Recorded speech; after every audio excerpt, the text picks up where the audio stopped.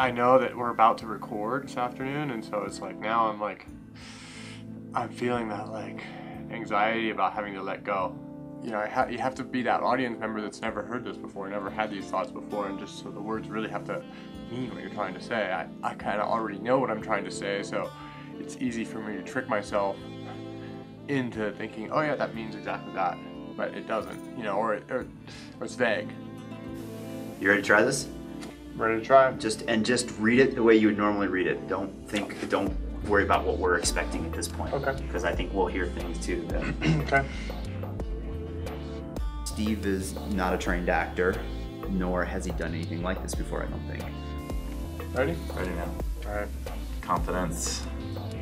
So getting him to emote was the biggest challenge. I come to these mountains, these stone walls and these frozen waterfalls again and again.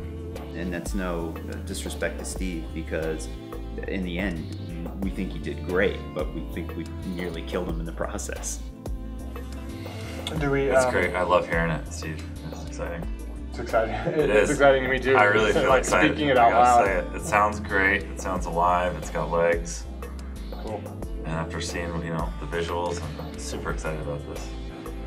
I love working with Tyler. We've had some fun together doing some cool projects over the last couple of years. So really, I would jump at the chance to work with him on anything. But the thing about this particular project was that we could really take some creative license with this piece. And of course, anybody wants to hear that. And the huge extra input and collaboration that's coming now is from Dave Ruck. And he's gonna come at it, not having, you know, been on the film at all, and say, well, why'd you do this? But I think this might be a better idea. We're already entrenched in the process and everything. He comes to it and says, I think this is gonna be way more fresh, or this is gonna be a whole different way to come at it.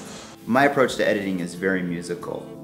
I have a musical background, but I also started off as an audio guy. And that's what I'm looking for, is phrasing and rhythm. And a couple of these things did look good on paper. It sounded great when we were recording them, but now as I'm hearing them, I'm going, and I find the natural rhythm of everything.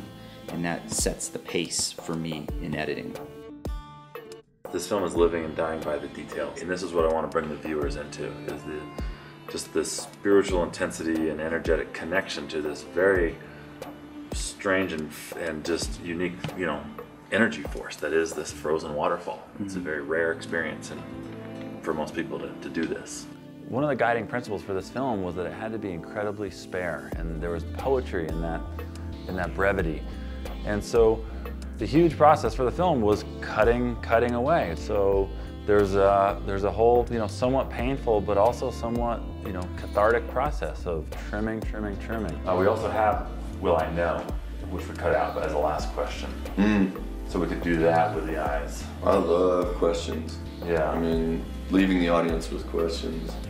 For color grading this film, I chose to work with Anson Fogel.